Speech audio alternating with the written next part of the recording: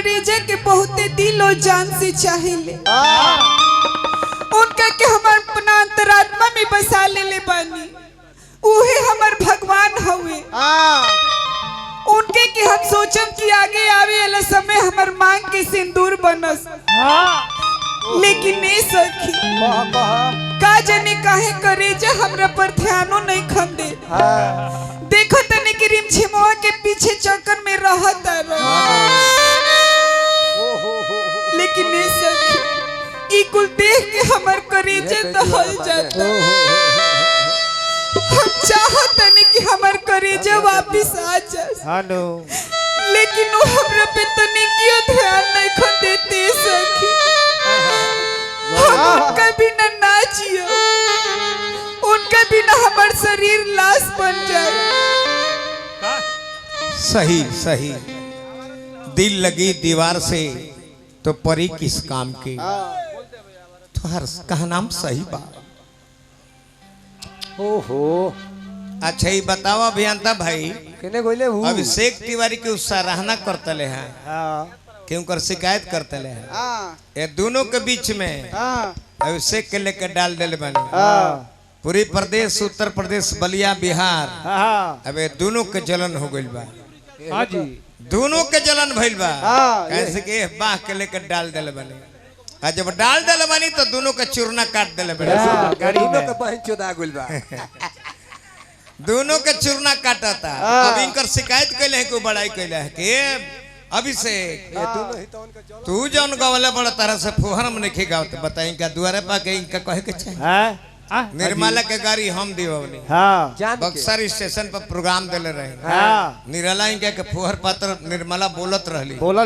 हम कहे अभिषेक अब डरामत कमेटी में हमारे आदमी है, उनका के खुल के करिए बोलो गलती ना नू। इनका के फुहर बोले लागल जान के बोलो बकियावा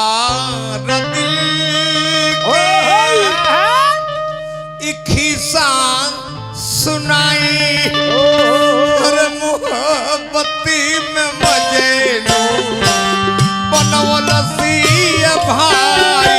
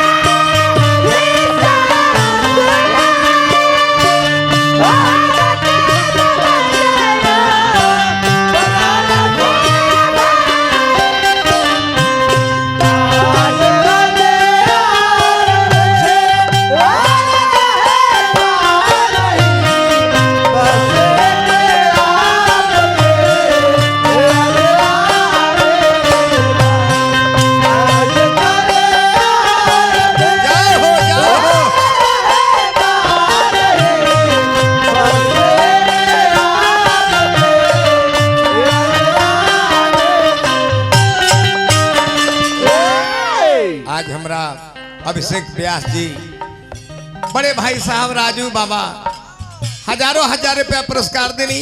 हार्दिक अभिनंदन, बार बार नमस्कार। धन है मलिकार, धन है। अरे दीवाना बना के भैली बेगाना,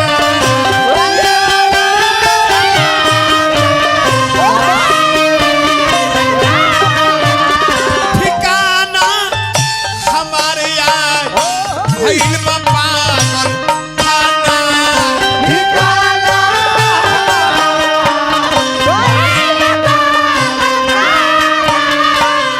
आज हमार ठिकाना पागल खाना में हो गइल बा।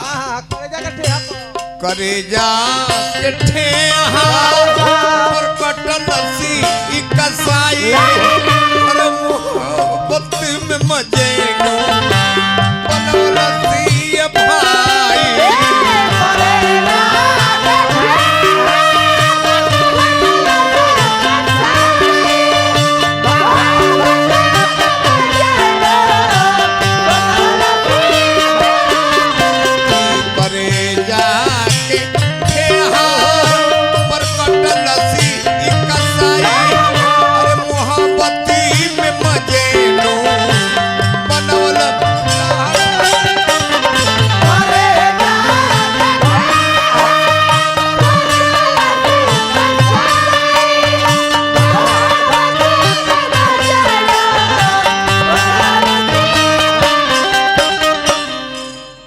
जी दोनों भाई के प्यार दुलार पाके हृदय गदगद हो गए। लय गावो, तान सुनावो, गीत गावो।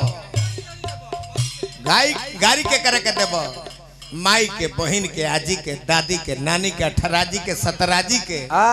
अगरिया और आ जाई तो कहे त्रिलोकीनाथ के करी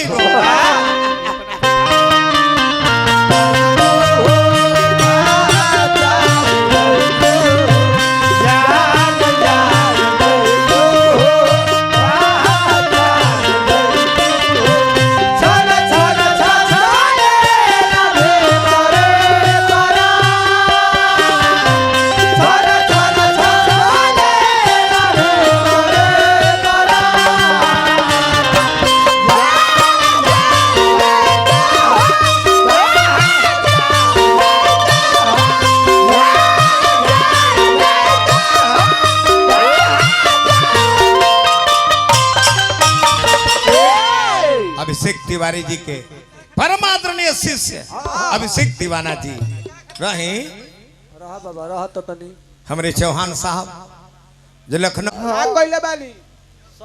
अरे पगली प्यार मुलायम होला, प्यार कोनो अखरा ना होला, अब प्यार के जोखे खातिर कोनो किलो और पटखरा ना। रहुआ तो खाली प्यार प्यार कैले बानी, लेकिन इहो जाना तनी प्यार करने वालों की किस्मत बुरी होती है, बुरी होती है। हाँ प्यार करने वालों की किस्मत बुरी होती है, बुरी होती है। मुलाकात में जुदाई जरूरी होती है। जरूरी है। वक्त मिले तो उठाकर पढ़ लेना प्यार की किताब, क्योंकि हर प्यार करने वालों की कहानी अधूरी होती है।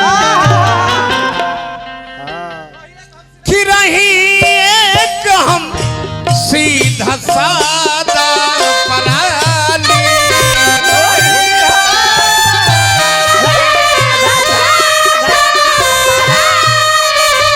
भेटा गईली हमारा लैला के नानी।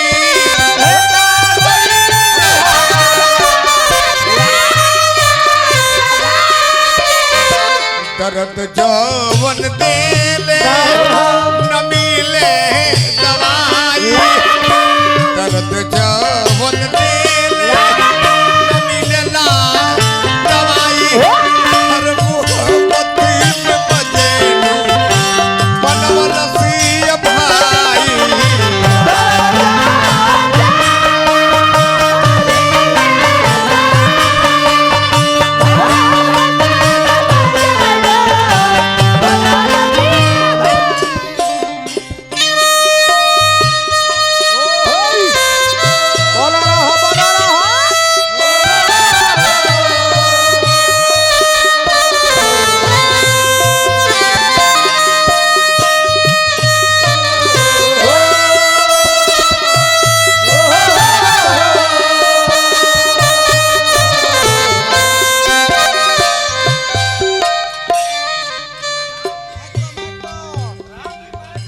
हो राम जी बेवफा के बीमारी दिहल दवाई दिहल है। बेवफा के ऐसन दिहल दवाई।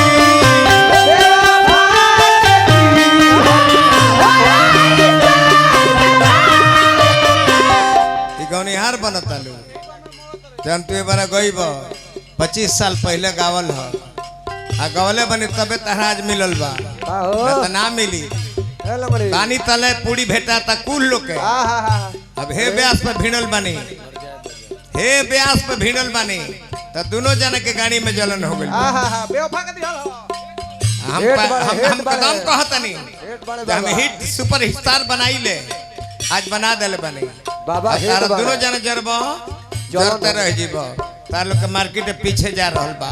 हां यही तरह का ढेर जलता है, यानी कि दोनों का मार्केट गिरल जाता है। कि बेवफा के दिहल है ऐसन दवाई।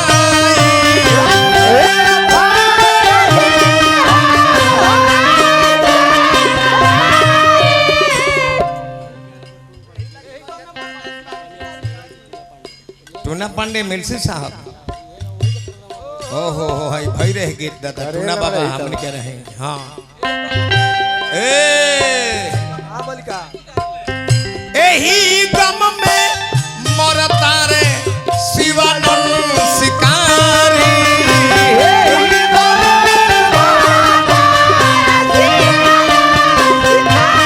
वर प्रेम गाथा ई घूमी घूमी गवाई वर प्रेम गाथा ई घूमी घूमी गवाई और मोहब्बत में मजनू जनवन की